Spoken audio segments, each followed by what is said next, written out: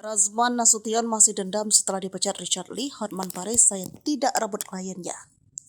Pengacara Razman Nasution masih diketahui dendam setelah dipecat Richard Lee. Hotman Paris tegaskan tak merebutkan kliennya. Perseteruan antara Razman Arif Nasution dan Hotman Paris bergulir bak bola api panas. Ia pun disebut-sebut masih menaruh dendam pada Hotman Paris setelah dipecat oleh Dr. Richard Lee. Hal itu berawal dari hubungan Hotman dan Richard Lee semakin dekat setelah sang dokter memecat Razman Nasution. Bahkan Hotman pun dituding merebut klien Razman Nasution.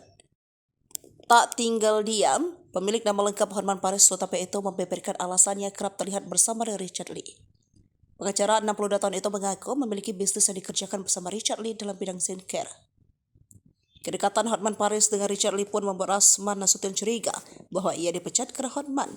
Alhasil, Razman pun menggunakan keluhan dari mantan asisten pribadi Hotman Paris, Ikrimah Kim, untuk membalas dendamnya. Buntut dari kasus tersebut, Hotman diketahui telah menempuh langkah hukum dengan melaporkan Razman ke polisi. Ia melaporkan Razman Nasution dengan dugaan pencemaran nama baik. Dalam kesempatan berbeda, Hotman Paris menegaskan tak mau berdamai dengan seterunya itu. Agenda mediasi kasus tersebut pun sudah digelar. Namun Razman diketahui mangkir dari agenda tersebut. Diketahui hanya Hotman yang hadir dalam agenda tersebut. Atas hal itu, Hotman Paris pun berharap penyidik terhadap kasus tersebut bisa lebih meningkat setelah Razman mangkir dari agenda mediasi.